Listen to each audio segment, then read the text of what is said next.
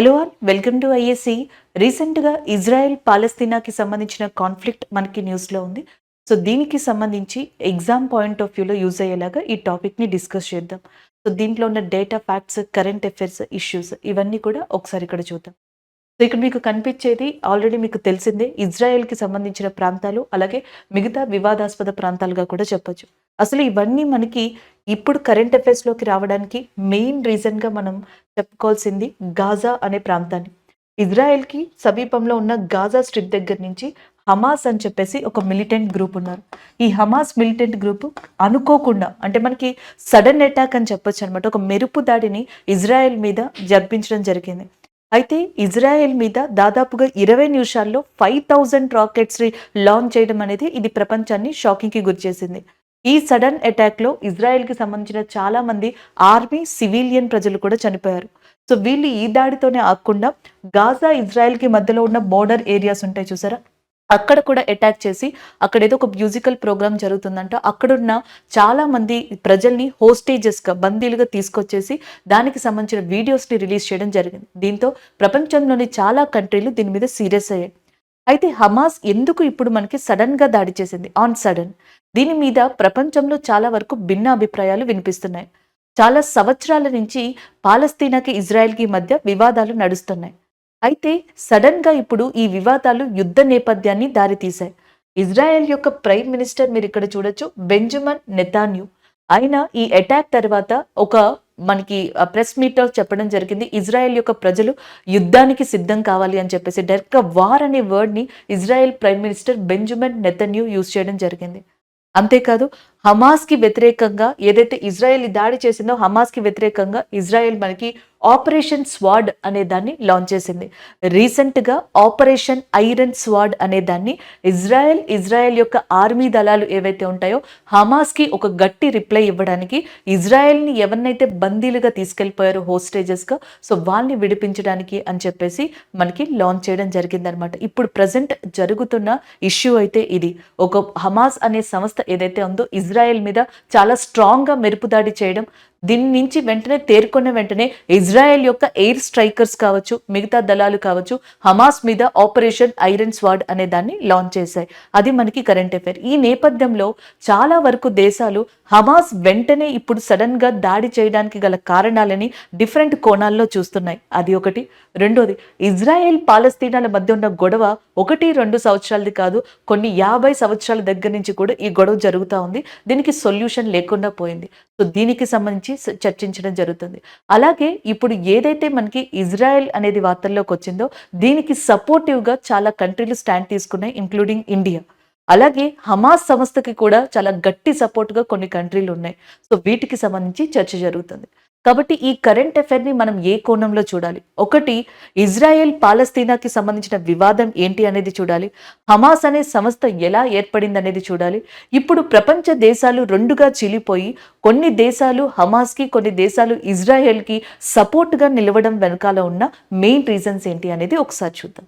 So అలాగే ఇప్పుడు present మనకి మన ఎగ్జామ్ పాయింట్ ఆఫ్ వ్యూలో కావాల్సింది, ప్రపంచమంతా కూడా మాట్లాడుకుంటుంది ఈ మీకు కనిపిస్తున్నాయి చూసారా ఈ ప్లేసెస్కి సంబంధించి. సో ఇక్కడ కనిపిస్తున్న వాటిలో ఒకటి గోలాన్ హైట్స్ అని చెప్పేసి ఒకటి, west bank, Gaza strip, Jerusalem and Tel Aviv, Arab countries. ఇవన్నీ కూడా ఇప్పుడు ప్రజెంట్ హమాస్ ఒక్కసారిగా మెరుపు దాడి చేయగానే వార్తల్లోకి వచ్చాయి. ప్రతి అంశం మీద కూడా ఇప్పుడు డిస్కషన్ నడుస్తుంది. కేవలం ఇక్కడ ఇజ్రాయెల్ పాలస్తీనా విషయాలు మాత్రమే కాదు, సో దానితో ముడిపడి ఉన్న అరబ్ కంట్రీస్, దాని లోపల ఉన్న జెరూసలేం, టెల్ అవీవ్ సిటీస్ కావచ్చు, దానితో పాటుగా మనకి విభజన ప్రాంతాలుగా ఉన్న గాజా, వెస్ట్ బ్యాంక్ ఏరియాస్, అలాగే ఏ కంట్రీలు అయితే ఇజ్రాయెల్కి వ్యతిరేకంగా ఉన్నాయో వాటికి సంబంధించిన కొన్ని ఇంపార్టెంట్ ప్రదేశాలు, ఇవన్నీ కూడా మనకి ఇప్పుడు న్యూస్లో ఉన్నాయి.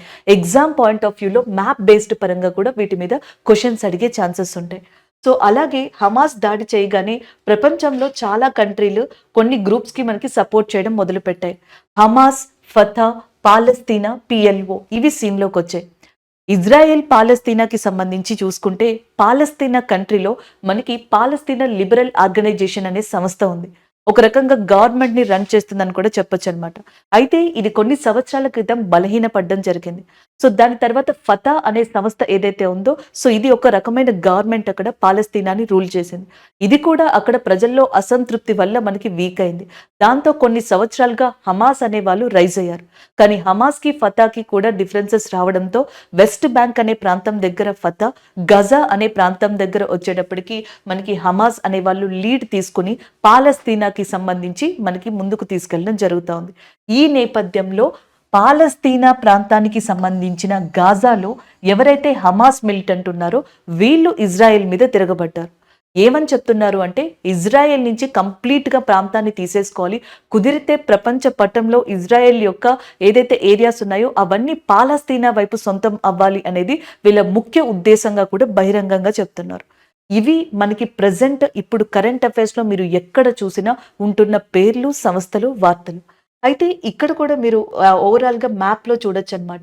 నేను ఇందాకల చెప్పానే గోలాన్ హైట్స్ అని చెప్పేసి, ఇది సిరియా బోర్డర్‌కి దగ్గరలో ఉంటది. ఒకప్పుడు ఈ ప్రాంతాన్ని కూడా ఇజ్రాయెల్ ఆక్యుపై చేసుకుంది.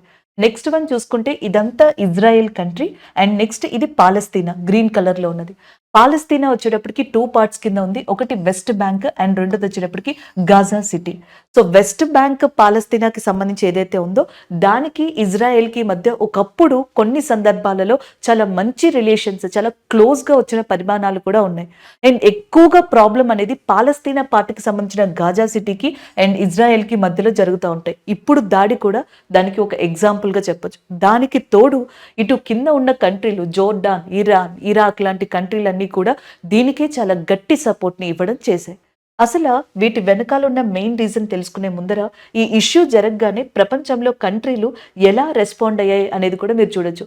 దాదాపుగా ప్రపంచంలోని 84 దేశాలు ఇండియాతో సహా 84 కంట్రీస్ ఇజ్రాయెల్ వైపు స్టాండ్ తీసుకున్నాయి. అండ్ మిగతా కొన్ని కంట్రీలు ఏవైతే ఉంటాయో అవి హమాస్ చేసింది కరెక్టే అన్నట్టుగా చెప్పడం జరిగింది. సో దాంట్లో యమన్ అనేది ఒక కంట్రీ అయితే, ఖతార్ అనేది ఉంది, ఇరాక్ ఉంది, ఇరాన్ ఉంది, ఇవన్నీ జోర్డాన్, లెబనాన్ ఇవన్నీ కూడా మనకి ఆల్మోస్ట్ ఇంచుమించు ఎవరికి సపోర్ట్ చేస్తున్నాయంటే హమాస్కి సపోర్ట్ చేయడం జరుగుతుంది. 1996 టైంలో హమాస్ అనేది సంస్థ మనకి గాజా ప్రాంతం మొత్తంలో కూడా చాలా పాపులర్ అయింది. అదే టైంలో హమాస్ని యుఎస్ఏ లాంటి కంట్రీలు, ఇజ్రాయెల్ లాంటి కంట్రీలు ఒక తీవ్రవాద సంస్థగా, టెర్రరిస్ట్ సంస్థగా ముద్ర వేశాయి. సో అవి అలా రికగ్నైజ్ చేశాయి. కానీ ఈ కంట్రీలు ఏవి కూడా హమాస్ని ఇప్పటికీ కూడా ఏమంటారు టెర్రరిస్ట్ ఆర్గనైజేషన్గా రికగ్నైజ్ చేయలేదు. పైగా హమాస్ ఇప్పుడు చేసింది కరెక్టేనని, దీనికి కారణం ఇజ్రాయెల్ అన్నట్టుగా ఇవన్నీ కూడా మాట్లాడుతున్నాయి. ఇంకా కొంచెం ముందరకు వచ్చి యమన్ లాంటి కంట్రీలు ఏం చెప్తున్నాయి అంటే యుఎస్ఏ గనుక ఈ విషయంలో డైరెక్ట్గా ఇన్వాల్వ్ అయితే యమన్తో సహా మిగతా కంట్రీలు కూడా దీంట్లోకి ఇన్వాల్వ్ అవ్వాల్సి వస్తుంది. యమన్కి సంబంధించిన ఏదైతే మన హౌతీ లాంటి లీడర్స్ ఉన్నారో సో వాళ్ళందరూ కూడా మిగతా ఆర్గనైజేషన్స్తో కలిసి ఈ ప్రాంతంలో హమాస్కి సపోర్ట్ చేసుకుంటూ ఇజ్రాయెల్ మీదకి ఎదురు దాడి తిరగాల్సి వస్తుంది అన్నట్టుగా కూడా ఇవి చెప్పడం జరిగింది. దీంట్లో ఇరాన్ చాలా స్ట్రాంగ్ సపోర్ట్ని హమాస్కి ఇవ్వడం జరిగింది. ప్రపంచంలో ఉన్న కంట్రీలు ఇప్పుడు బైఫర్కేట్ అయిపోయి కొంతమంది హమాస్ వైపు, కొంతమంది ఇజ్రాయెల్ వైపు ఉండి ఒకరిది తప్పంటే ఇంకొకరిది కరెక్ట్ అన్నట్టుగా మాట్లాడడం జరుగుతుంది. సో ఇవన్నీ బైఫర్కేట్ అయిపోయి ఇప్పుడు జరుగుతున్న మెయిన్ విషయం అంతా కూడా ఒక ప్రాంతం గురించి, ఆ ప్రాంతంలో ఉన్న 2 గ్రూప్స్ గురించి లేదా 2 రిలీజియస్ సెక్ట్స్ ఏవైతే ఉన్నాయో వాటి మధ్య సిద్ధాంత అభిప్రాయ భేదాలు కావచ్చు, జోగ్రఫికల్ ఏరియా భేదాలు కావచ్చు, రాజకీయ భేదాలు కావచ్చు, వాటికి సంబంధించింది. కరెంట్ అఫైర్స్ సినారియో ఇక్కడ వరకు చూసాం కదా. ఇక్కడ వరకు ఉన్న దాంట్లో మీరు ఎగ్జామ్ పాయింట్ ఆఫ్ వ్యూలో గుర్తుపెట్టుకోవాల్సింది ఆపరేషన్ ఐరన్ స్వార్డ్స్ అనేది ఎవరు స్టార్ట్ చేశారు అని అడిగారు అనుకోండి. So that is nothing but Israel prime minister Benjamin Netanyahu. అలాగే హమాస్ అనే మిలిటెంట్ సంస్థ గాజా అనే ప్రదేశానికి సంబంధించింది. పాలస్తీనా లిబరల్ ఆర్గనైజేషన్ అనేది పాలస్తీనా ప్రాంతానికి సంబంధించింది. పాలస్తీనా 2 పార్ట్స్గా విడిపోయింది. West bank as well as గాజాగా విడిపోవడం జరిగింది. అంటే మనకి డివిజన్ పరంగా, రూలింగ్ పరంగా 2 పార్ట్స్గా ఉంది అని చెప్పేసి గుర్తుపెట్టుకోండి. ఇప్పుడు మనం చూడాల్సింది హమాస్ ఎందుకు సడన్ గా అటాక్ చేయడం జరిగింది, దానికి కారణాలేంటి. రెండోది అసలు పాలస్తీనా ఇజ్రాయెల్ మధ్య వివాదం అనేది ఎందుకు వచ్చింది. మూడోది అసలు దీనికి ఎందుకు సొల్యూషన్ ఇవ్వలేకపోయారు. ఇంకా నెక్స్ట్ లాస్ట్ వన్ వచ్చేటప్పటికి ప్రజెంట్ దానిని ఎలా రిలేట్ చేయొచ్చు అని తెలుసుకుంటే ఈ ఇష్యూకి సంబంధించిన అండ్ పాస్ట్, ఇప్పుడు జరుగుతున్న ప్రజెంట్, ఫ్యూచర్లో ఏ కంట్రీస్ ఎటువైపు వెళ్ళే మెయిన్ పాసిబిలిటీస్ ఉన్నాయనేది కూడా మనం చూసుకోవచ్చు. ఒకసారి అది చూద్దాం. సో ఒకసారి పాలస్తీనా గురించి తెలియాలి అంటే మనకి కొన్ని ఇంపార్టెంట్ విషయాలు తెలుసుకోవాల్సి ఉంటదనమాట. ఎందుకంటే ఇప్పుడు కనిపిస్తున్న ఇజ్రాయెల్, లేకపోతే ఇక్కడ కనిపిస్తున్న గాజా స్ట్రిప్, లేకపోతే వెస్ట్ బ్యాంక్ ఇవేమీ కూడా ఒకప్పుడు లేవు. ఈ ప్రదేశం అంతా కూడా ఒకప్పుడు కంప్లీట్‌గా పాలస్తీన్ ప్రాంతంగా ఉండేది రెండో ప్రపంచ యుద్ధ సమయానికి. అలాగే ఆ ప్రాంతంలో జెరూసలేం అనేది ప్రపంచంలోని 3 రిలీజియస్ పీపుల్‌కి చాలా ఇంపార్టెంట్ ప్రదేశం, పవిత్ర స్థలంగా ఉండేది. అలాంటి పాలస్తీనా సడన్‌గా మనకి పాలస్తీన్ ఇజ్రాయెల్‌గా ఎలా ఏర్పడింది? అలాగే ఆ పాలస్తీనా వెస్ట్ బ్యాంక్, గాజా ప్రాంతాలుగా ఎలా ఏర్పడింది? సో దాని తర్వాత జెరూసలేం అనేది ఎలా వివాదాస్పదంగా మారింది అనేది ఒకసారి ఇక్కడ మీరు చూడొచ్చు. సో సాధారణంగా గనుక చూసుకున్నట్టయితే రెండో ప్రపంచ యుద్ధ సమయానికి అండ్ పాలస్తీనా యొక్క మ్యాప్, దాని ముందర చూసుకుంటే పాలస్తీనా మ్యాప్ అనేది ఇలా కనిపిస్తదనమాట. పాలస్తీనా ప్రాంతంలో గ్రీన్ కలర్‌లో కనిపిస్తుంది చూసారు ఇక్కడంతా కూడా. సో వీళ్ళు అరబ్ ముస్లిమ్స్ అన్నమాట. మిగతా వాళ్ళందరూ యూదులు, క్రిస్టియన్స్‌గా చెప్పొచ్చు. ఇలా ఉండేది పొజిషన్. అయితే రెండవ ప్రపంచ యుద్ధం మొదలై అది కంప్లీట్‌గా ఎండ్ అయ్యే టైంకి పాలస్తీనా ప్రాంతంలో చాలా వరకు అధిక సంఖ్యలో యూదులు లేదా జూయిష్ పీపుల్ రావడం స్టార్ట్ అయింది. సో దానితో పాలస్తీనా ప్రాంతంలో అరబ్ ముస్లింలు ఈ ప్రాంతం మాది అంటే, లేదు యూదులతో కూడిన ఒక ప్రాంతాన్ని ఏర్పరచండి అని చెప్పేసి ఇజ్రాయేలీ మూవ్మెంట్ స్టార్ట్ చేసిన ఇంకొంతమంది ఉన్నారు. అలా పాలస్తీనియన్, ఇజ్రాయేలియన్ అని చెప్పేసి 1947లో ఏర్పడిన ఈ కైండ్ ఆఫ్ కాన్సెప్ట్ 1948లో చివరికది ఇజ్రాయెల్ దేశం ఏర్పడేలా చేసింది.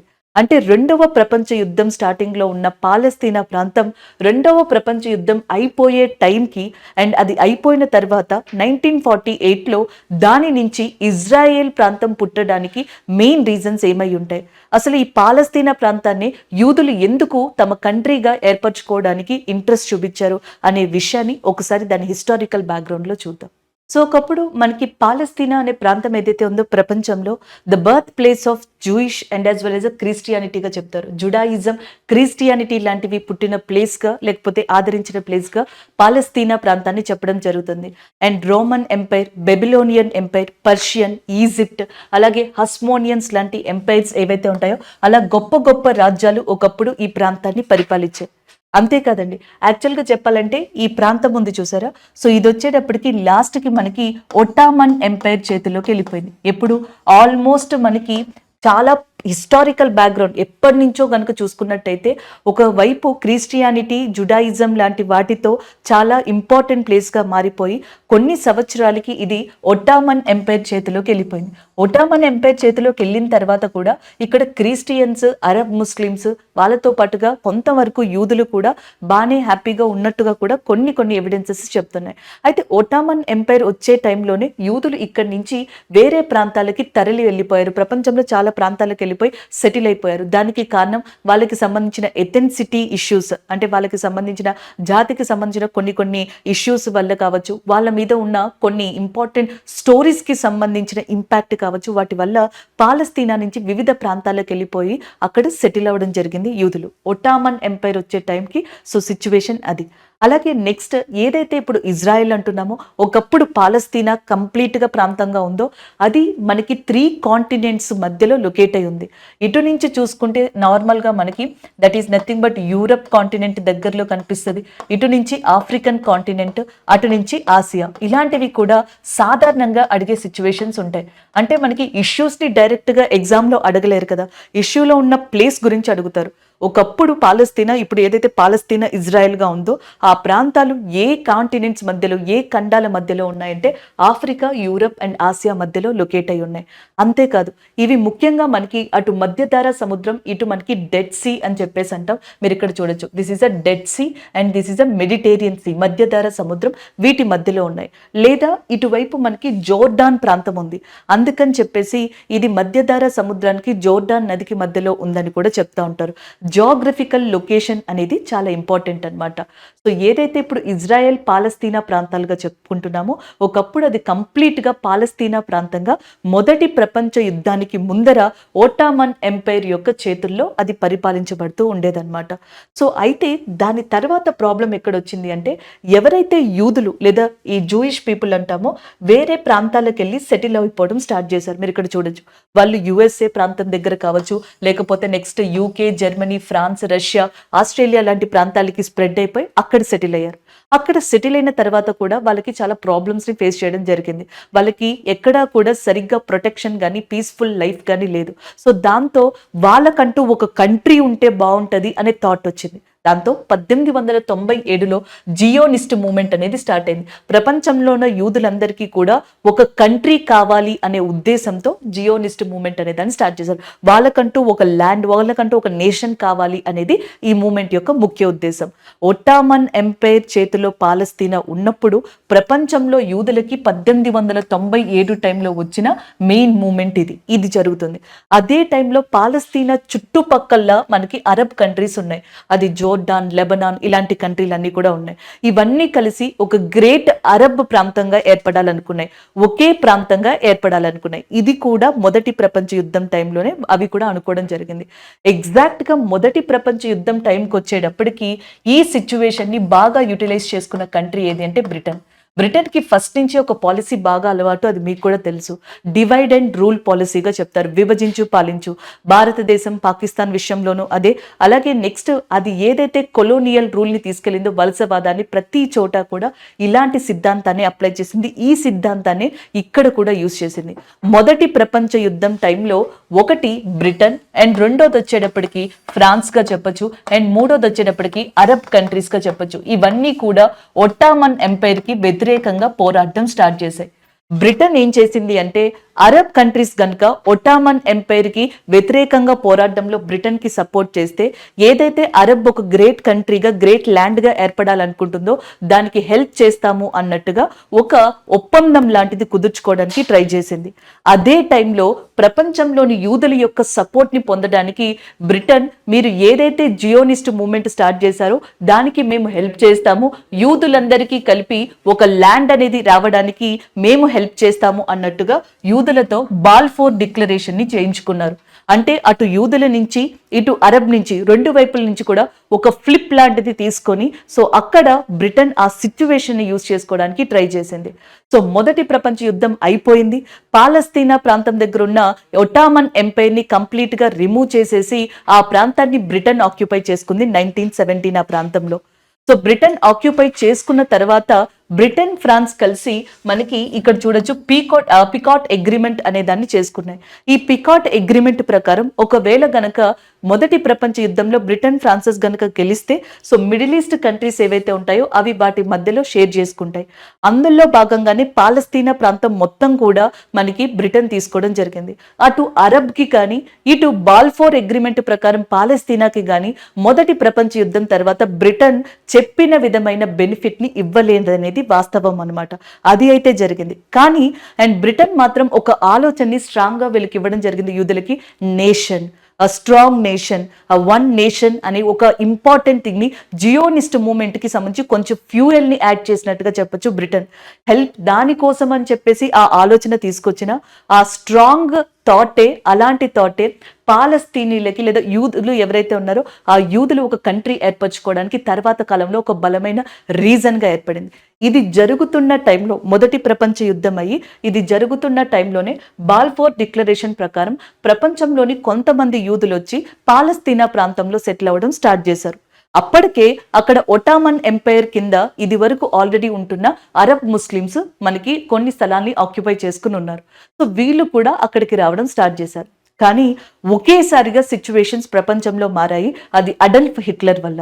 1930లో అడల్ఫ్ హిట్లర్ జర్మనీలో పవర్ తీసుకోగానే నాజిజం పేరు మీదట యూదులని ఊచకోత కోయడం స్టార్ట్ చేశారు. ఒక రకంగా చెప్పాలి అంటే జూయిష్ వర్సెస్ నాజిజం కింద ఒక ఫేజ్ నడిచిందని చెప్పాలి. దీంతో వేల సంఖ్యలో యూదులందరూ కూడా ఈ ప్రాంతాల నుంచి పాలస్తీనా ప్రాంతం వైపుకి రావడం స్టార్ట్ అయింది. సో దానితో అప్పటి వరకు బ్రిటన్ ఆధీనంలో ఉన్న పాలస్తీనాలో అరబ్ ముస్లిమ్స్ ఎవరైతే అధిక సంఖ్యలో ఉన్నారో వాళ్ళ సంఖ్యతో ఈక్వల్ గా యూదులు వచ్చి చేరడం మొదలు పెట్టారు. ఇది అక్కడున్న అరబ్ ముస్లిమ్స్ కి గానీ బ్రిటన్ కి గానీ చాలా ఇబ్బందిని కలిగించింది. కానీ ప్రపంచంలో ఉన్న యూదులు ఎవరైతే ఉన్నారో అప్పుడు నాజిజం దాటికి తట్టుకోలేక జియోనిస్ట్ మూవ్మెంట్ భావం వల్ల వాళ్ళు పాలస్తీనాకి తరలి రావడం జరిగింది. ఇక్కడ ఉన్న ప్రతి ఒక్కల ప్రాబ్లం ఏంటి అంటే, యూదులకి ప్రాబ్లం వచ్చిన హిట్లర్ నాజిజంతో వాళ్ళని అటాక్ చేసిన ప్రపంచంలో యూదులు పాలస్తీనాకి ఎందుకు వచ్చారు అంటే, ఒకప్పుడు వాళ్ళ యొక్క మెయిన్ ప్లేస్ పాలస్తీనానే. అలాగే ప్రపంచంలో క్రిస్టియన్స్కి అలాగే అరబ్ ముస్లిమ్స్కి యూదులకి కూడా చాలా ఇంపార్టెంట్ ప్రదేశంగా జెరూసలేం అనే దాన్ని చెప్తాం. జెరూసలేం 3 మతాలకి సంబంధించిన ఇంపార్టెంట్ ప్లేస్. సో పాలస్తీనాలోనే జెరూసలేం ఉండడం, వాళ్ళ యొక్క ఉనికి కూడా మనకి పాలస్తీనా నుంచి స్టార్ట్ అవడం వల్ల ఒకప్పుడు ఎవరైతే యూదులు వెళ్ళిపోయారో వాళ్ళందరూ కూడా ఈ Balfour declaration and 1930s Nazism movement వల్ల తారా స్థాయిలో తిరిగి పాలస్తీనాకి రావడం జరిగింది. దానితో అరబ్ ముస్లింలు అలాగే యూదులకి మధ్య పాలస్తీనా ప్రాంత విభజనకి సంబంధించి గొడవ స్టార్ట్ అయింది. సో ఈ గొడవే చివరికి ఇజ్రాయెల్ దేశం యొక్క ఏర్పాటుకి కారణమైంది. సో ఇప్పుడు అసలు పాలస్తీనా ఇజ్రాయెల్కి సంబంధించిన ఇష్యూ చూసారు కదా స్టార్టింగ్, అప్పుడు మీకు మ్యాప్ యొక్క మెయిన్ ఇంపార్టెన్స్ తెలుస్తుంది. సో ఇప్పుడు ఏదైతే యూదులు రాకముందర, జూయిష్ రాకముందర పాలస్తీనా బ్రిటన్ చేతుల్లో ఉందో 1970 నుంచి 40s ఇయర్ వరకు కూడా మనకి ఆల్మోస్ట్ బ్రిటన్ చేతుల్లోనే పాలస్తీనా అనేది ఉంది. అప్పట్లో ఈ గ్రీన్ కలర్ ఏరియా ఉంది చూసారా, అది అరబ్ ముస్లిమ్స్కి సంబంధించింది. మిగిలిందంతా యూదులు, క్రిస్టియన్స్. కానీ ఒక్కసారిగా చూడండి మ్యాప్ స్ట్రక్చర్ అనేది మారిపోతూ వెళ్తా ఉందన్నమాట. సో 1947 ఆ ప్రాంతం వచ్చేటప్పటికి ఇజ్రాయేలీ మూవ్మెంట్ స్టార్ట్ అయింది. ఏమని, యూదులు ఎవరైతే ఉన్నారో జూయిష్ పీపుల్ వాళ్ళకి సంబంధించి ల్యాండ్ ఇవ్వని పాలస్తీనాలో, ఒక రకంగా చెప్పాలంటే ఒక దేశాన్ని ఏర్పరచమని అడుగుతా ఉన్నారు. అలాగే ఇక్కడున్న అరబ్ ముస్లింలేమో ఈ ప్రాంతం అంతా మాదని చెప్పంటారు. సో దీంతో వీళ్ళిద్దరినీ కూడా కంప్లీట్గా కామ్ చేసే సిచ్యువేషన్ బ్రిటన్ చేతిలో లేదు. సో బ్రిటన్ ఒక రకంగా చేతులు ఎత్తేసిందని చెప్పాలి. బ్రిటన్ ఆ బాధ్యతని యునైటెడ్ నేషన్కి ఇవ్వడం జరిగింది. బ్రిటన్ అక్కడి నుంచి వెళ్ళిపోవడం జరిగింది. 1947లో యునైటెడ్ నేషన్ ఐక్యరాజ్య సమితి అంటాం కదా, ఇది ఒక ప్లాన్తో వచ్చింది. ఏమని చెప్పింది అంటే, ఎవరైతే మనకి పాలస్తీనా అంటే ఎవరైతే అరబ్ ముస్లిమ్స్ ఉన్నారో వాళ్ళకి పాలస్తీనాని ఇచ్చేస్తాము, అండ్ మిగిలిన ప్రాంతం ఏదైతే ఉందో ఆ ఏరియాలో అదంతా కూడా యూదులు, జూయిష్ ఉన్నారు కాబట్టి వాళ్ళకి ఇజ్రాయెల్ అనే కంట్రీ ఇస్తాము. అయితే ఈ లోపలున్న జెరూసలేం అనే ప్రాంతం ఉంది చూసారా, అది పాలస్తీనాకి ఇజ్రాయెల్లో ఎవరో ఒకరికి ఇవ్వడం కుదరదు. ఎందుకంటే 3 రిలీజియన్కి సంబంధించింది కాబట్టి దాన్ని ఇంటర్నేషనల్ సిటీగా, అంతర్జాతీయ నగరంగా ఉంచుతాము అని చెప్పడం జరిగింది. ఇజ్రాయెల్కి అది ఓకే, బట్ అరబ్ కంట్రీస్ ఏవైతే ఉన్నాయో వాటికి ఇష్టం లేదు. ఒకటి దానికి కారణం ఏంటంటే వాళ్ళకి ఈ ప్లేస్ చాలా పవిత్ర స్థలం, వాళ్ళకి కావాలి ఈ ప్లేస్ అనేది. రెండోది వచ్చేటప్పటికి యునైటెడ్ నేషన్ పాలస్తీనా అనే ప్రాంతాన్ని ఎలా విడదీసింది అంటే, పాలస్తీనా అనే కంట్రీ ఇజ్రాయెల్ అనే కంట్రీగా విడదీసింది. అయితే ఇజ్రాయెల్ కంట్రీని ఆల్మోస్ట్ మనకి 50 to 53% ప్లస్ ఏరియాతో ఇస్తే, పాలస్తీనా ప్రాంతాన్ని 45% ఏరియాతో ఇచ్చిందనమాట.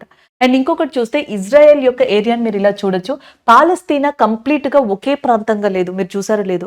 సో అక్కడక్కడ ఉన్నాయి. ఎందుకంటే అరబ్ ముస్లిమ్స్ ఎక్కడైతే ఉన్నారో ఆ ప్రాంతాలని పాలస్తీనాగా ఇవ్వడం జరిగిందనమాట.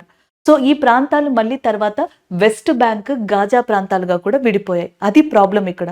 సో వీళ్ళు ఏమని అనుకున్నారంటే, అరబ్ కంట్రీస్ ఏమనుకున్నాయంటే, బ్రిటన్ ఇక్కడ వెళ్ళిపోవడం అనేది కరెక్ట్ కాదు.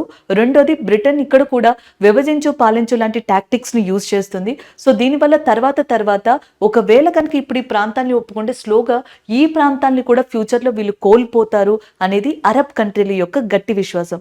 అందుకే అటు పాలస్తీనీలు కానీ, అరబ్ కంట్రీస్ కానీ ఇజ్రాయెల్ అనే కంట్రీ ఏర్పాటుకి కానీ, జెరూసలేంని ఇంటర్నేషనల్ సిటీగా మార్చడానికి కానీ ససేమీరాగా ఒప్పుకోలేదు. దాంతో ఇజ్రాయెల్కి అండ్ మిగతా వాటికి మధ్యలో ఒక వివాదం 1949లో స్టార్ట్ అయ్యి 2023 వరకు కూడా కొనసాగుతూ చివరికి యుద్ధం వరకు కూడా దారి తీసేలాగా పరిస్థితుల్ని మార్చేసింది. 1948లో ఇజ్రాయెల్ అనేది ఒక ఇంపార్టెంట్ కంట్రీగా, ఒక నేషన్గా ఏర్పడిన తర్వాత, సో అలా ఏర్పడడం అనేది దాని చుట్టుపక్కలున్న ఈజిప్ట్, జోర్డాన్, సిరియా, లెబనాన్ లాంటి కంట్రీలకి ఇష్టం లేదు. సో ఈ కంట్రీలన్నీ కూడా కలిసి మనకి ఏదైతే ఇజ్రాయెల్ ఉందో దాని మీద అటాక్ చేయాలనుకున్నాయి. సో దానితో 1948లో అరబ్ కంట్రీస్కి, ఇజ్రాయెల్కి మధ్య యుద్ధాలు స్టార్ట్ అయ్యాయి.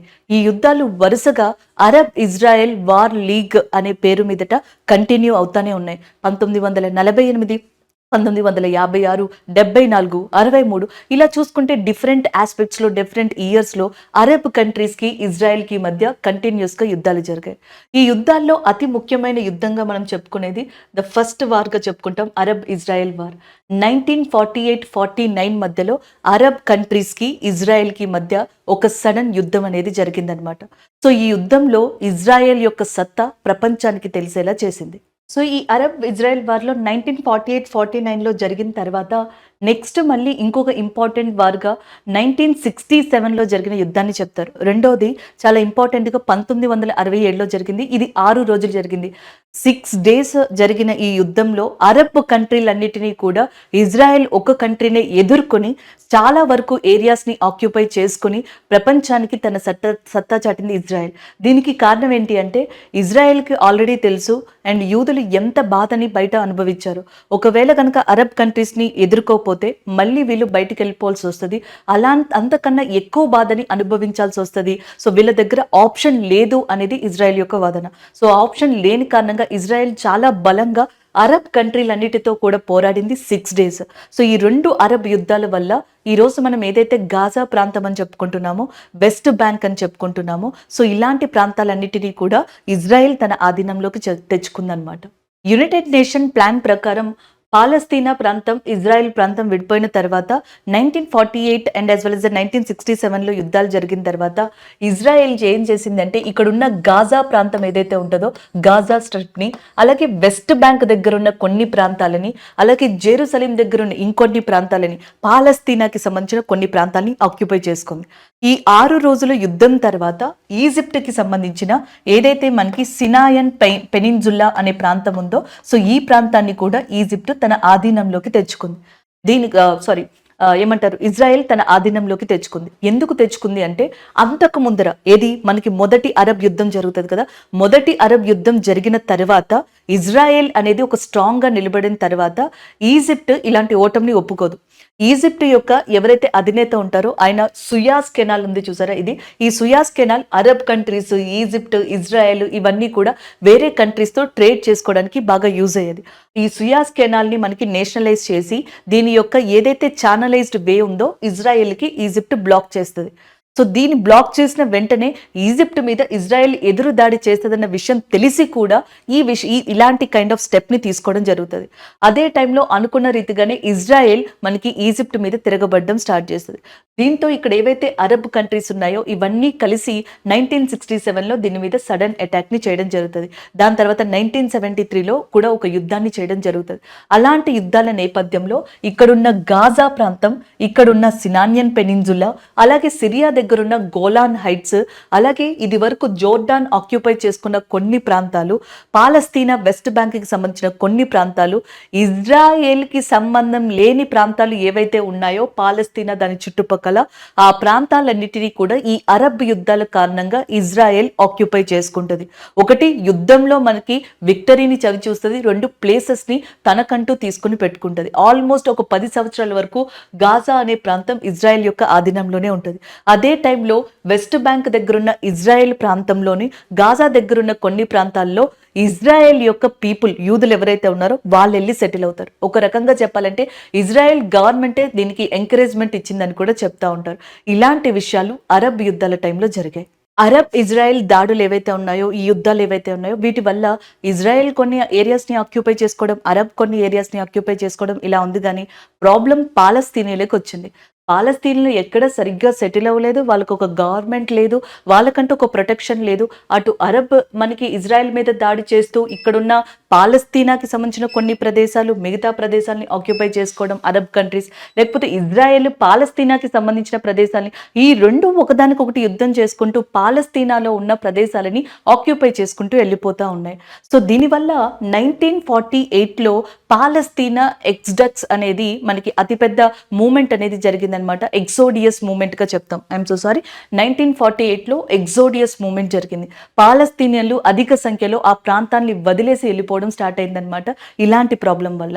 అందుకని చెప్పేసి మిగిలిన వాళ్ళు ఎవరైతే ఉన్నారో వాళ్ళు పాలస్తీనాలో ఒక స్టెబిలిటీ రావాలి, ఒక గవర్నమెంట్ రావాలి, ఒక ప్రాపర్గా నేషన్ ముందరగా అది నిలబడాలి అని 1964లో పాలస్తీనా లిబరల్ ఆర్గనైజేషన్ PLO అనేది స్టార్ట్ చేశారు. సో అక్కడి నుంచి ఇజ్రాయెల్ అరబ్కి మధ్యలో ఉన్న గొడవలు మనకి పాలస్తీనా ఇజ్రాయెల్ విషయం వైపుగా డైవర్ట్ అయిపోయాయి. సో ఇజ్రాయెల్ ఏర్పడిన తర్వాత, పాలస్తీనా ప్రాంతం నుంచి ఇజ్రాయెల్ ఏర్పడిన తర్వాత ఎక్కువగా ఘర్షణలు ఇజ్రాయెల్కి అరబ్ కంట్రీలకి మధ్యలో జరిగాయి. కానీ ఎప్పుడైతే మనకి పాలస్తీనా లిబరల్ ఆర్గనైజేషన్ స్టార్ట్ అయిందో దాని తర్వాత నుంచి సిచ్యువేషన్స్ అనేవి కొంతవరకు చేంజ్ అయ్యాయని చెప్పొచ్చు. సో మనకి యుద్ధం రావాలా లేకపోతే అక్కడ ఉన్న ప్రాంతాల్లో ఇష్యూస్ సెటిల్ అవ్వాలా అనేది అక్కడ పరిపాలించే పర్ఫెక్ట్ లీడర్ మీద డిపెండ్ అయి ఉంటది అని చెప్పేసి ఒకప్పుడు ఈజిప్ట్, ఇజ్రాయెల్, పాలస్తీనా లాంటి ప్రాంతాల్ని రూల్ చేసిన లీడర్స్ చెప్తా ఉన్నారు. సో దానికి సంబంధించిన ఇన్ఫర్మేషన్ కూడా మనం ఇక్కడ చూడొచ్చు. 1960s నుంచి 2000 ఇయర్ మధ్యలో పాలస్తీనా, ఇజ్రాయెల్ మధ్యలో ఉన్న పరిస్థితులు చూద్దాం. ఎందుకంటే పాలస్తీనా, ఇజ్రాయెల్‌కి మధ్యలో ఇప్పుడు మనకి గొడవలు ఏవైతే చెప్పుకుంటున్నామో దాడులు, అవి కొన్ని సంవత్సరాల క్రితం స్టార్ట్ అయ్యాయని చెప్పుకుంటున్నారు. అయితే ఈ మధ్యలో పాలస్తీనా, ఇజ్రాయెల్ కంట్రీలు కొంతవరకు చాలా సన్నిహిత సంబంధాలు, క్లోజెస్ట్ కంట్రీస్‌గా మారాయి. అది కూడా జరిగింది ఇక్కడ. కానీ సిట్యుయేషన్స్, ఎగ్జాక్ట్ టైమింగ్ అనేది సరిగ్గా లేకపోవడం వల్ల మళ్ళీ ఆ 2 శత్రు దేశాలుగా మారిపోయినాయి. అది ఏంటి అనేది ఇక్కడ ఒకసారి చూడండి. 1964లో మనకి పాలస్తీనా లిబరల్ ఆర్గనైజేషన్ ఏర్పడింది. పాలస్తీనా లిబరల్ ఆర్గనైజేషన్ పాలస్తీనా గవర్నమెంట్‌ని గాని, ఆ నేషన్‌ని గాని స్టెబిలైజ్ చేయడం కోసం అని చెప్పేసి మొదటిగా ఏర్పడిందనమాట. దాన్ని అప్పట్లో ఇజ్రాయెల్ గుర్తించలేదు. దాని తర్వాత 1974లో ప్రపంచానికి ఒక షాక్ ఇచ్చింది యునైటెడ్ నేషన్. ఐక్యరాజ్య సమితి యొక్క వింగ్ అయిన general assembly and Palestine liberal ఆర్గనైజేషన్ని ఒక సంస్థగా మేము గుర్తిస్తున్నాము, ఒక ఆర్గనైజేషన్గా మేము గుర్తిస్తున్నాము. పాలస్తీనాని మనకి రూల్ చేయడానికి, లేకపోతే అక్కడ గవర్నమెంట్ని ఫామ్ చేయడానికి, ఆ నేషన్ని నిలబెట్టడానికి పాలస్తీనా లిబరల్ ఆర్గనైజేషన్ అనేది ఒక అఫీషియల్ సిస్టమ్గా ఏర్పడింది అన్నట్టుగా యునైటెడ్ నేషన్ జనరల్ అసెంబ్లీ దాన్ని అధికారికంగా ప్రపంచంలో గుర్తించింది. అది 1974కి సంబంధించిన పాలస్తీనా పరిస్థితి. పాలస్తీనాలో అప్పుడప్పుడే గవర్నమెంట్‌కి సంబంధించి, రూలింగ్‌కి సంబంధించిన ఆలోచనలు అనేవి స్టార్ట్ అవుతా ఉన్నాయి. అది ఒక పరిస్థితి. ఇజ్రాయెల్ కేవలం పాలస్తీనా ప్రాంతాలతోనే కాదు, అటు అరబ్ ప్రాంతాలతో కూడా మనకి ప్రాబ్లం ఫేస్ చేస్తుంది. ఇజ్రాయెల్ పాలస్తీనా నుంచి ఏర్పడిన తర్వాత అక్కడున్న పాలస్తీనా ప్రాంతంతోటి, కింద ఉన్న అరబ్ ప్రాంతాలతోటి అప్పుడు ఇప్పుడు కూడా చాలా పెద్ద ప్రాబ్లమ్స్‌ని ఫేస్ చేస్తా వచ్చింది. సో అప్పుడు ఇక్కడ ఏం జరిగింది అంటే ఎగ్జాక్ట్‌గా ఈజిప్ట్ సీన్‌లోకి రావడం జరిగింది. ఈజిప్ట్ 1987లో ఇజ్రాయెల్‌తో ఒక శాంతి ఒప్పందం చేసుకుంది. దీనికి కారణం ఏంటంటే అరబ్ అండ్ ఇజ్రాయెల్ యుద్ధాలు జరిగినప్పుడు ఈజిప్ట్‌కి సంబంధించిన ఒక పెనిన్సులా ప్రాంతాన్ని ఇజ్రాయెల్ ఆక్యుపై చేసుకుంది. అప్పటి నుంచి ఈ 2 దేశాల మధ్య సంబంధాలు సరిగ్గా లేవు.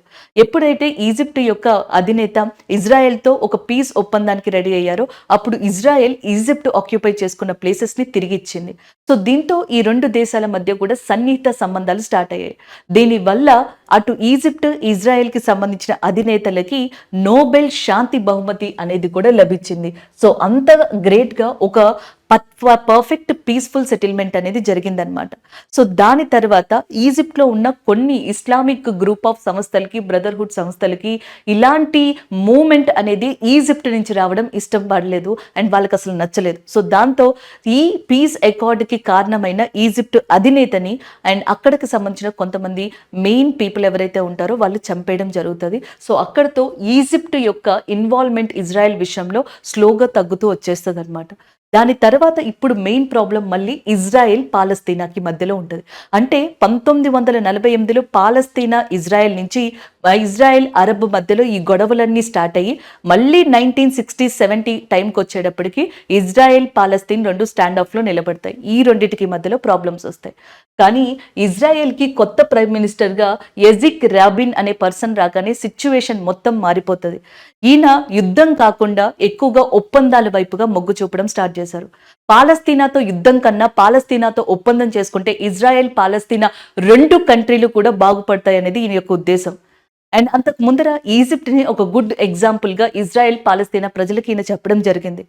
Egypt is a first country which recognized Israel is a country.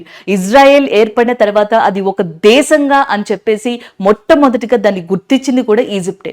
So దానికి కారణం ఈ కాంట్రిబ్యూషన్. అలాంటి కాంట్రిబ్యూషన్ని పాలస్తీనా దగ్గర కూడా మనకి ఎవరైతే ఇజ్రాయెల్ ప్రైమ్ మినిస్టర్ ఉన్నారో రబిన్ చేయాలనుకున్నారు. సో అదే విధంగా 1993లో అటు పాలస్తీనా, ఇజ్రాయెల్ 2 దేశాలు కూడా ఓస్లో రికార్డ్స్ అని చెప్పేసి ఒక ఒప్పందాన్ని చేసుకున్నాయి. 2 నేషన్స్ కూడా మనకి పీస్ఫుల్గా, శాంతి పరంగా దేశాలు అనేవి సెటిల్ అయ్యేలాగా, ఏర్పరచుకునేలాగా ప్రదేశాలు ఓస్లో రికార్డ్ని చేసుకున్నాయి. 1993 వరకు సిచ్యువేషన్ బాగానే ఉంది. 1994లో అండ్ ఫస్ట్ టైం పాలస్తీనాలో గవర్నమెంట్ని ఫామ్ చేసే సిచ్యువేషన్ వచ్చింది. పాలస్తీనా నేషనల్ అథారిటీ లాంటివి ఏర్పడ్డాయి. అయితే పాలస్తీనాలో ఎక్కువ భాగం ఆ టైంలో మనకి వెస్ట్ బ్యాంక్ దగ్గర ఉంది. అండ్ అప్పటి వరకు కూడా వెస్ట్ బ్యాంక్ అనేది సిచ్యువేషన్లోకి రాకముందర వరకు కూడా అటు పాలస్తీనా, ఇటు ఇజ్రాయెల్ కూడా ఇక్కడి వరకు క్లోజ్ రిలేషన్షిప్ని మెయింటైన్ చేసుకుంటూ వచ్చాయి. ఇన్ఫ్యాక్ట్ చెప్పాలంటే నోబెల్ శాంతి బహుమతి అనేది ఇజ్రాయెల్కి సంబంధించిన ఎవరైతే రబిన్ ఉన్నారో ప్రైమ్ మినిస్టర్, ఆయనకి పాలస్తీనాకి కలిపి ఇవ్వడం జరిగింది. దానికి కారణం ఇలాంటి ఒక ఇంప్రూవ్మెంట్ ని తీసుకొచ్చినందుకు. కానీ ఎప్పుడైతే సీన్లోకి వెస్ట్ బ్యాంక్ అనేది రావడం జరిగిందో అప్పటి నుంచి మళ్ళీ సిచ్యువేషన్స్ మనకి మారిపోయాయి. అండ్ మనకి పాలస్తీనాకి సంబంధించిన 2 ప్రాంతాల్లో, ఒకటి వెస్ట్ బ్యాంక్, రెండోది గాజా స్ట్రిప్. ఈ వెస్ట్ బ్యాంక్ వచ్చేటప్పటికి ప్రాబ్లం ఏమొచ్చింది అంటే, వెస్ట్ బ్యాంక్లో మనకి పాలస్తీనియన్లు ఉన్నారు, ఇజ్రాయెల్కి సంబంధించిన ప్రజలు కూడా ఉన్నారు.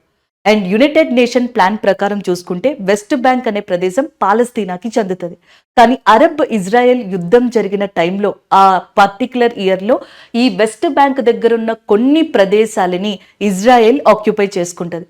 గాజా దగ్గరున్న కొన్ని ప్రదేశాలని ఇజ్రాయెల్ ఆక్యుపై చేసుకుంటుంది.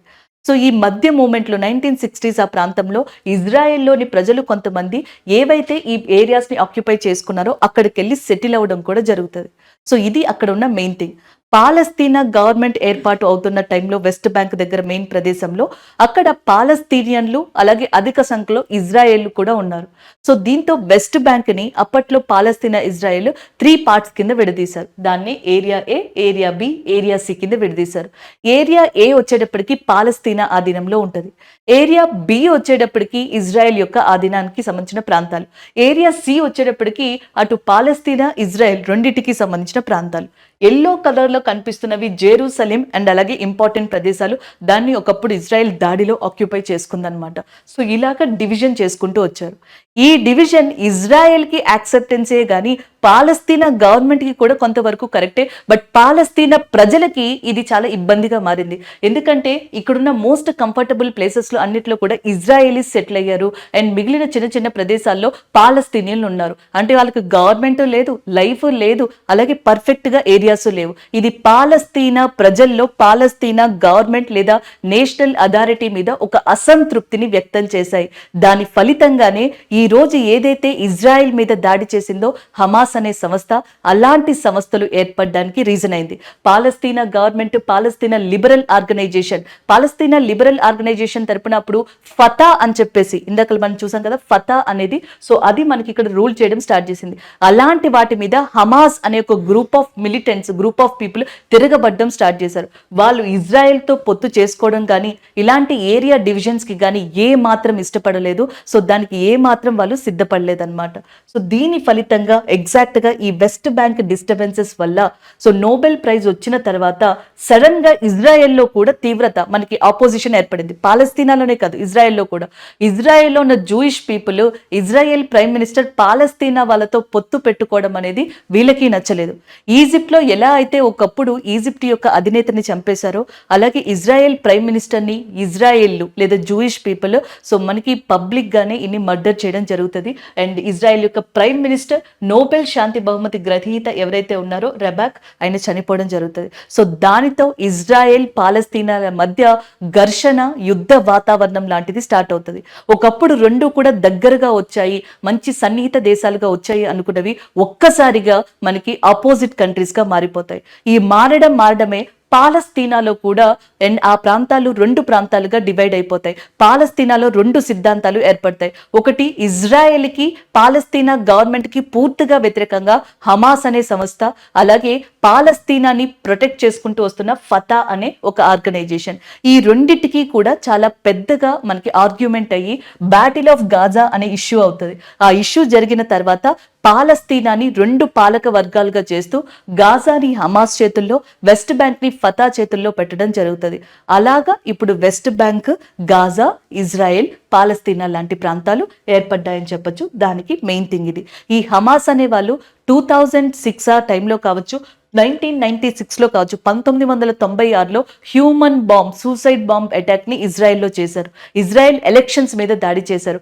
ఇజ్రాయెల్ మీద గతంలో కూడా చాలా సార్లు వీళ్ళు రాకెట్ దాడులను చేశారు. అందుకే ఇజ్రాయెల్ ఐరన్ డోమ్ లాంటి ప్రొటెక్షన్ ని మనకి అరేంజ్ చేసుకోవడం జరిగింది వాళ్ళ కంట్రీకి సంబంధించి. ఇప్పుడు చివరికి వాళ్ళు 5,000 రాకెట్స్ తో దాడి చేయడం జరిగింది. దీనికి కారణం ఏంటంటే గతంలో ఇజ్రాయెల్ పాలస్తీనా పాలసీని వ్యతిరేకించిన హమాస్ ఇప్పుడు ఇజ్రాయెల్ ని కంప్లీట్ గా వ్యతిరేకించి ఆ ప్రాంతాలని కంప్లీట్ గా తమ వైపు అడుగుతుంది. అది ఇక్కడ హిస్టారికల్ బ్యాక్గ్రౌండ్ గా చెప్పొచ్చు. సో ఇప్పటి వరకు ఈ వీడియోలో ఇజ్రాయెల్ మీద హమాస్ అటాక్ కావచ్చు, అలాగే ఆ అటాక్ వెనకాల ఉన్న హిస్టరీ, ఇజ్రాయెల్ పాలస్తీనా సీన్‌లోకి వచ్చినప్పుడు అరబ్ కంట్రీస్ ఇప్పుడు హమాస్‌కి ఎందుకు సపోర్ట్ చేస్తున్నాయనేది కూడా మీకు తెలిసుంటది. ఎందుకంటే ఇజ్రాయెల్ మీద హమాస్ అటాక్ చేయగానే 84 కంట్రీలకి పైగా ఇజ్రాయెల్‌కి సపోర్ట్ చేస్తే, అరబ్ కంట్రీస్ మనకి మెయిన్‌గా హమాస్‌కి సపోర్ట్ చేశాయి. హమాస్‌ని మిలిటెంట్ సంస్థగా కూడా రికగ్నైజ్ చేయలేదు. సో, అది ఎందుకు అంటే మనం ఇందాకలా హిస్టారికల్ బ్యాక్‌గ్రౌండ్ చూసాం కదా! మీకు అర్థమై ఉంటది.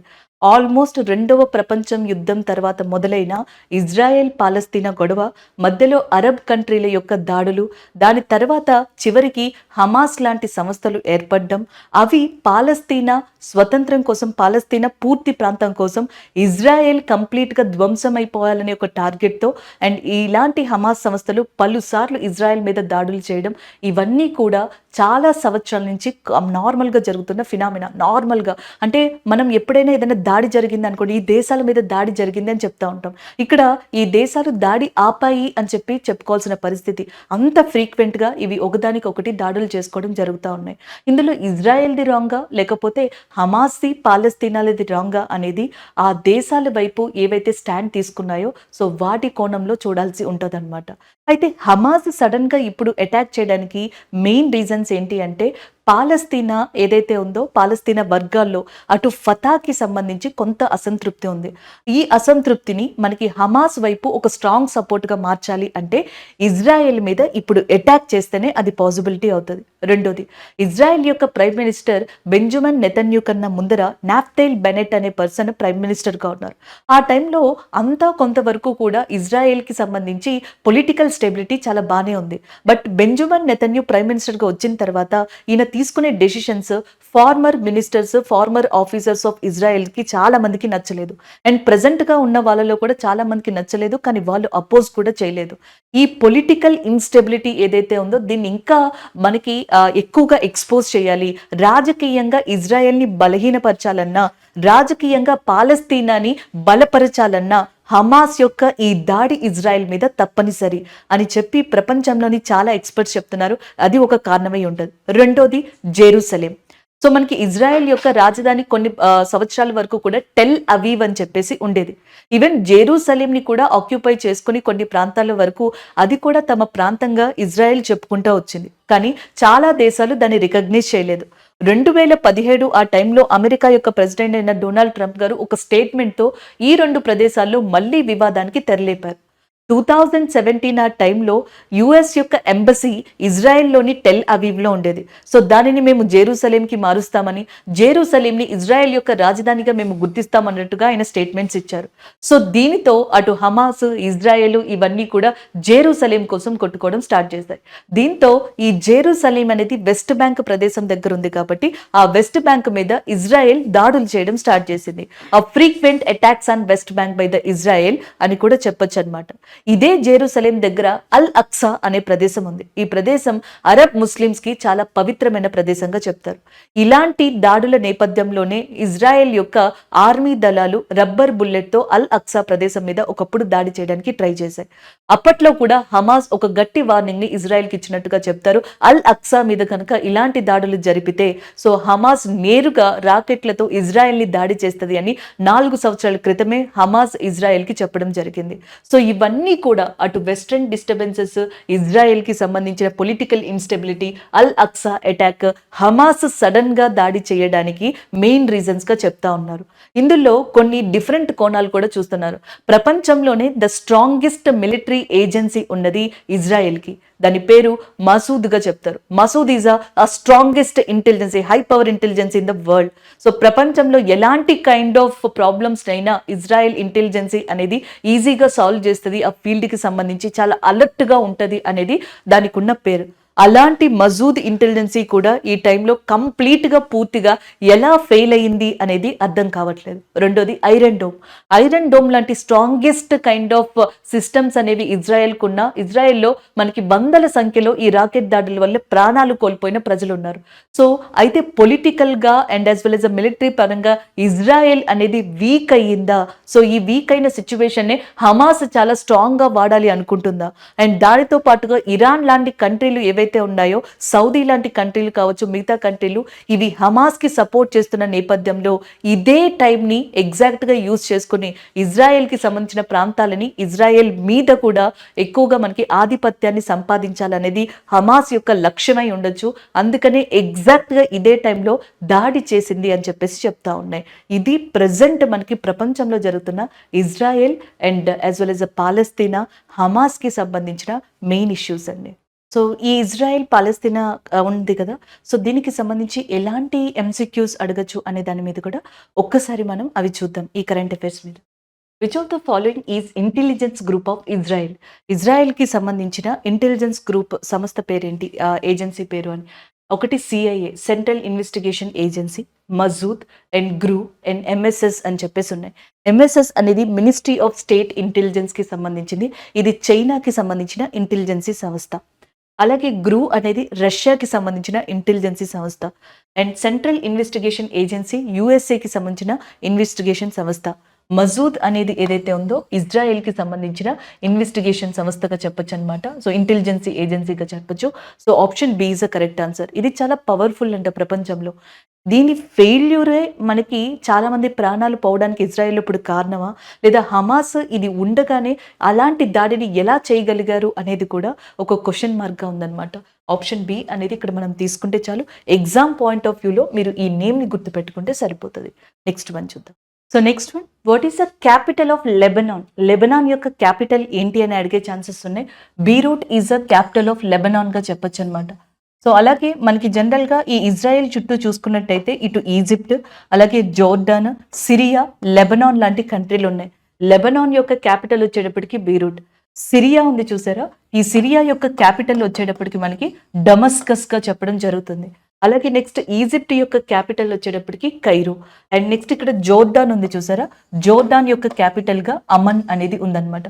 ఇజ్రాయెల్కి ఇటు సైడ్ మనకి జెరూసలేం అనే ప్రాంతం ఉంది. జెరూసలేంకి జోర్డాన్కి మధ్యలో ఈ ప్రాంతం దగ్గర మనకి డెడ్ సీ అనేది లొకేట్ అయి ఉంటుంది. మిమ్మల్ని క్వశ్చన్స్ కూడా అడుగుతూ ఉంటారు, డెడ్ సీ అనేది ఎక్కడ లొకేట్ అయ్యింది అని చెప్పేసి. ఇటు ఇజ్రాయెల్ జోర్డాన్కి మధ్యలో లేదా జెరూసలేంకి జోర్డాన్కి మధ్యలో మనకి డెడ్ సీ అనేది మీరు చూడొచ్చు అనమాట. అలా మనం ఈ ఏరియాస్ని గుర్తుపెట్టుకోవచ్చు కొన్ని ప్రాంతాలని. అండ్ యాజ్ వెల్ యాజ్ ఇక్కడున్న కంట్రీస్ క్యాపిటల్స్ చాలా ఇంపార్టెంట్. ఇజ్రాయెల్ యొక్క ప్రైమ్ మినిస్టర్ బెంజమిన్ నెతన్యాహు, మసద్ అనేది ఇజ్రాయెల్ యొక్క ఇంటెలిజెన్స్ విభాగం. అలాగే ఇజ్రాయెల్ చుట్టూ కూడా అరబ్ కంట్రీస్ వాటి యొక్క క్యాపిటల్స్ ఏవైతే ఉన్నాయో అవి. అలాగే ఇజ్రాయెల్ ఇటు మెడిటేరియన్ సీకి డెడ్ సీకి మధ్యలో ఉంది. అలాగే మనకి జెరూసలేం అనేది జోర్డాన్ నది, అంటే జెరూసలేంకి east side west side Jordan river ఉంది అని అడుగుతారు. ఈస్ట్ సైడ్ మనకి జోర్డాన్ రివర్ అనేది కనిపిస్తూ ఉంటుంది. జెరూసలేం ఎవరికి చాలా పవిత్రమైన ప్రదేశం, ఏ రిలీజియస్ పర్సన్స్ కని అడుగుతారు. ఒకటి క్రిస్టియన్, అండ్ రెండోది జూయిష్ పీపుల్, అండ్ మూడోది వచ్చేటప్పటికి అరబ్ ముస్లిమ్స్. సో దీనితో పాటుగా ఇది ఏ కాంటినెంట్స్ మధ్యలో ఉందని అడుగుతారు. 3 కాంటినెంట్స్, ఆసియా, ఆఫ్రికా, యూరప్ కాంటినెంట్స్కి మధ్యలో ఉన్నట్టుగా కూడా మనం గుర్తుపెట్టుకోవచ్చు. సో ఇలా కొన్ని విషయాలని మ్యాక్సిమం మీరు కవర్ చేయడానికి ట్రై చేయండి.